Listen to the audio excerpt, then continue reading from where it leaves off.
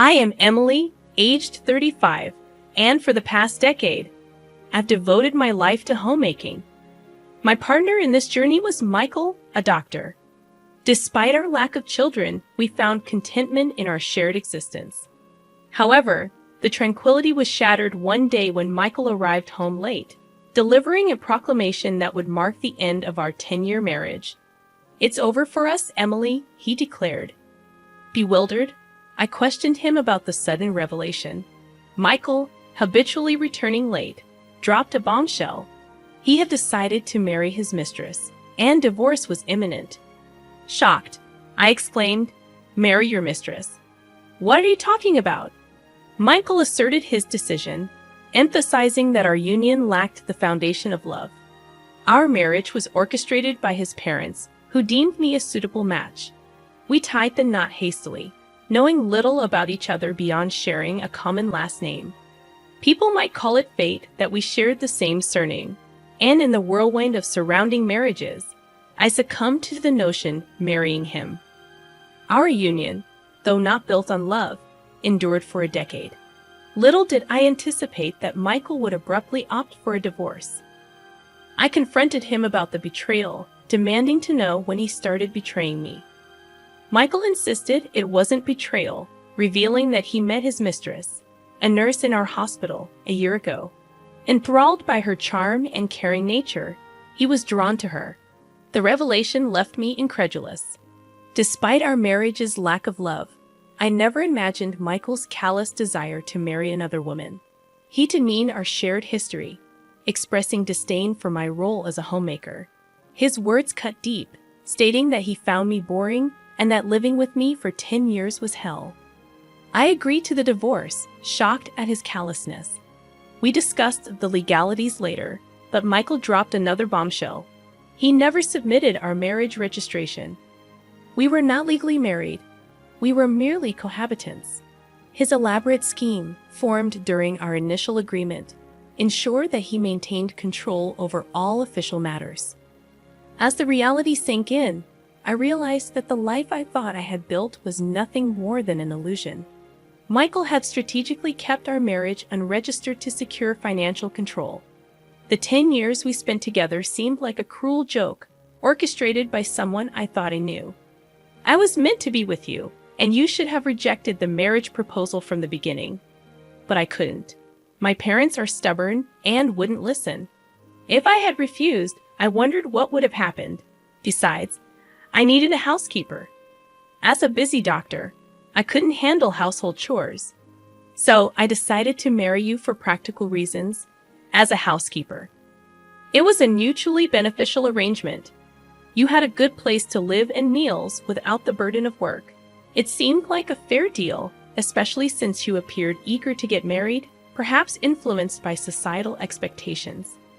This 10-year relationship was a win-win situation for both of us, or so I thought. But it ends today.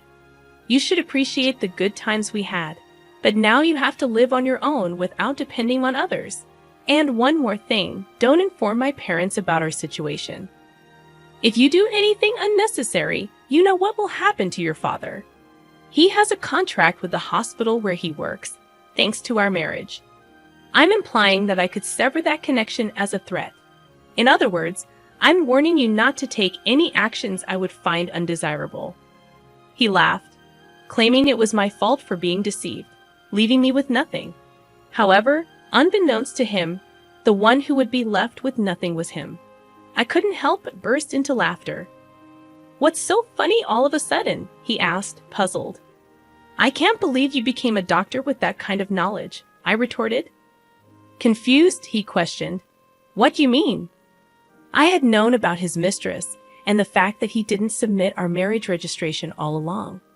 In fact, I had suspected his infidelity for the past 6 months, but lacked evidence to confront him. I had hired a private investigator to look into his affair. The investigator revealed 2 crucial pieces of information. First, there was evidence of my husband entering a hotel with a nurse from his workplace. Second, based on their conversations, there was a possibility that we were not legally married. "What does that mean?" I asked in disbelief. He explained, "I overheard your husband, and his mistress at a cafe. They mentioned not needing to worry about alimony or property division because they never submitted a marriage registration. I couldn't believe it. We had been living as a married couple for 10 years, and the revelation that we might not be legally married was shocking. It explained why he never allowed me to handle any official procedures. This is too much. Am I just supposed to accept this? If we were never married from the start, there's nothing. I trailed off, grappling with the reality of our situation. I can do more than you think, I asserted. Confused, my friend asked. What do you mean? I suggested, let's make him pay for deceiving you for 10 years. First, we need to prepare without him noticing. So, I initiated preparations with the investigator to hold my husband accountable. He had arrogantly claimed, "So what if you knew we were never married from the start? I don't need to take any responsibility." Mocking my supposed pitiful ignorance, he believed he was in the clear. However, I turned the tables on him. "You said I was pitiful for not knowing anything, but it seems you were the one who was pitiful," I retorted. I revealed a legal loophole. Our relationship, though never formally married, was considered a common law relationship on paper. I explained, in a common law relationship, you can actually claim alimony and divide property. Confused, he questioned, "What are these conditions?" I clarified, "First, both parties must have the intention to marry. The second is living as if married, including sharing household life for over 3 years. We meet these criteria." I continued, "Even if you can claim alimony and property division, you're just an unemployed woman, planning to rely on your parents after being kicked out." With a smirk, I assured him, "Didn't I say I was preparing? I've already found a job starting next month, and I've got my eye on a new place." Defeated, he stammered, "But even if you can claim alimony and property division, do you not care what happens to your father if they want to break the contract?"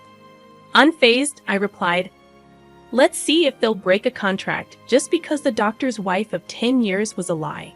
Try saying that to my father and see if we won't be affected." As I took out my phone to inform my parents of the impending end to our relationship, he panicked. "You're not calling your parents, are you?" I calmly stated, "That's exactly what I'm doing. Our parents think we're still married. It's only natural to inform them if this relationship is ending." Surprisingly, he began to apologize to me, realizing the tables had turned. "Please, let me talk to them. Don't call," he pleaded urgently.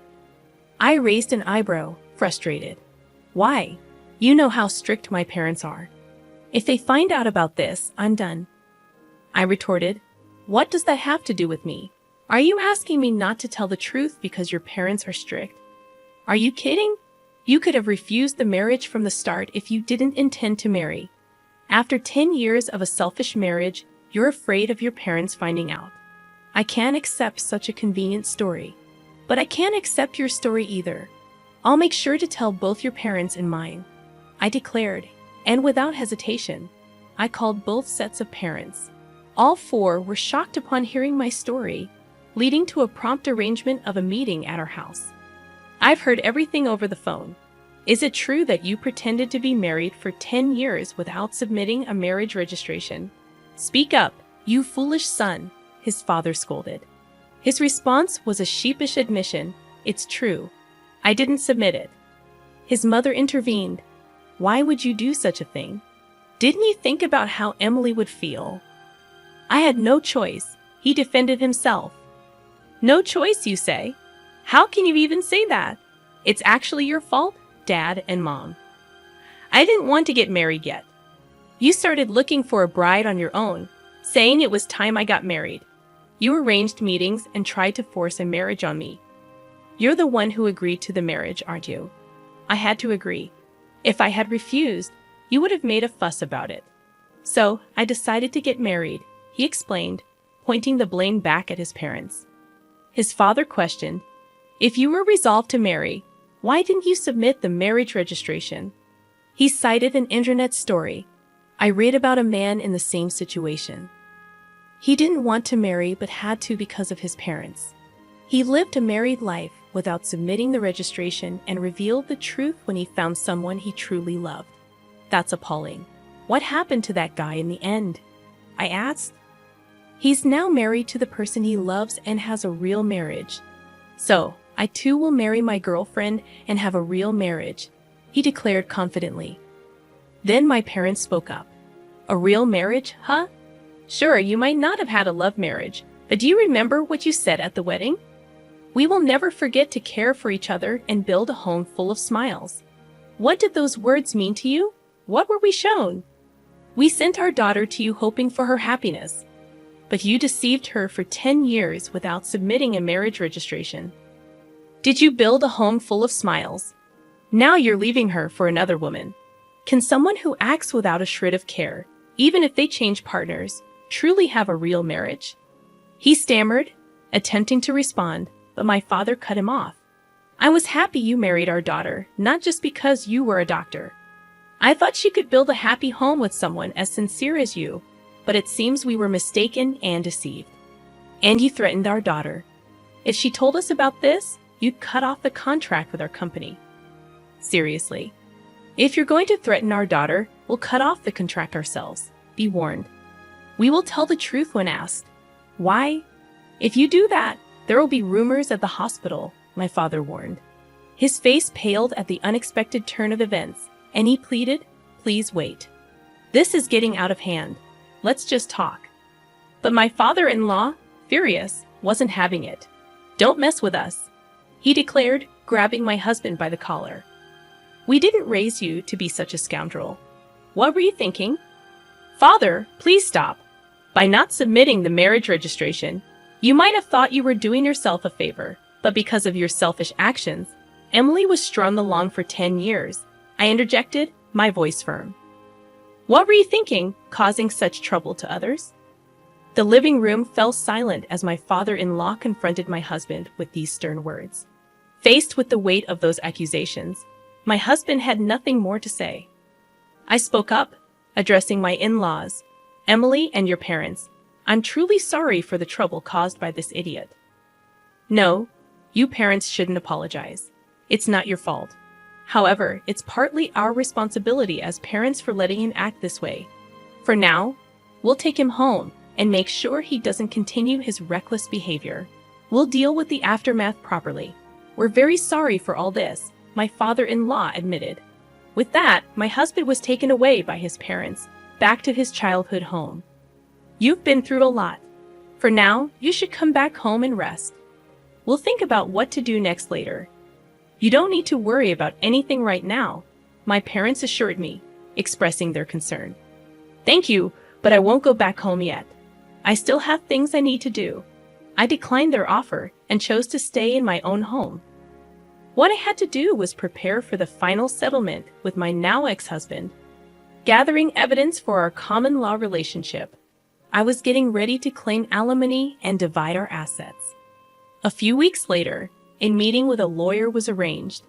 However, even if I agreed to alimony, my ex-husband couldn't accept the idea of dividing his property. Why should I divide my property? She's been a homemaker for 10 years, never working a day. All the furniture, clothes, food. I paid for everything. Now you're telling me to hand over the money I worked hard for? The furniture I bought?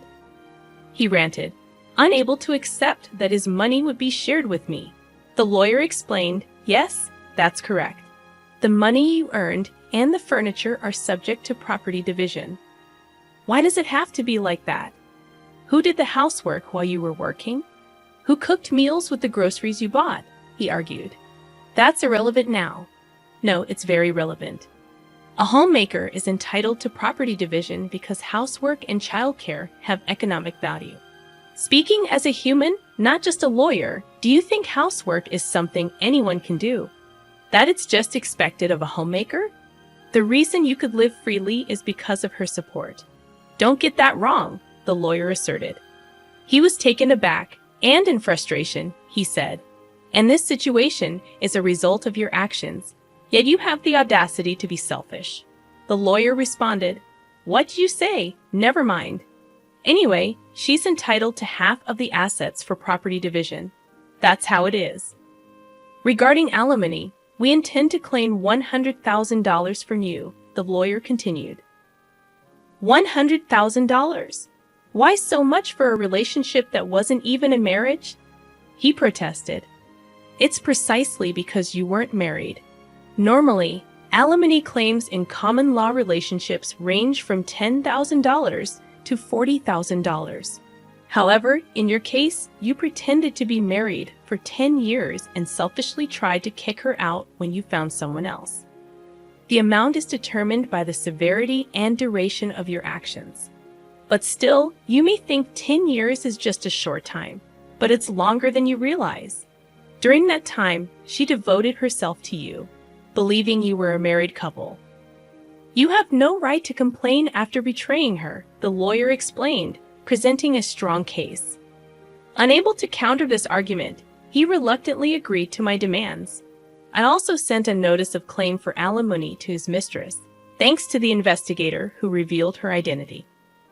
As he had said, she was a nurse working at the same hospital. In a panic after being served with the alimony claim from me, she confronted him at the hospital with the notice I had sent. Wait a minute. This isn't what you told me. What do you want? I told you not to talk to me at the hospital. I got this from your wife. You said there wouldn't be any alimony because we weren't married. What's this all about? She questioned him. I later learned that their confrontation at the hospital had sparked quite a scene. Okay. Let's talk about this later, not here. There are too many people around. We'll both be in trouble if this turns into a rumor. He tried to defuse the situation. I don't care about that. I can't pay this kind of alimony. You said it was okay, so you should pay it for me. What? I won't pay a penny. You were the one who wanted this relationship. You said I was the only one for you, that you wanted to marry me.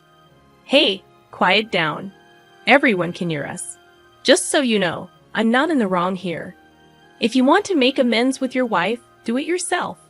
Tell her I don't owe her a penny, that you'll take care of everything. Wait, hold on. This exchange led to the revelation of their affair to the entire hospital. It quickly became the talk of the place. Then, the final blow was my father's request to the hospital. I apologize, but we would like to terminate our contract at the end of next month. The hospital, aware of the rumors, asked my father, "Excuse me for asking, but is the reason for canceling the contract related to Dr. Michael's affair? It's already become a rumor."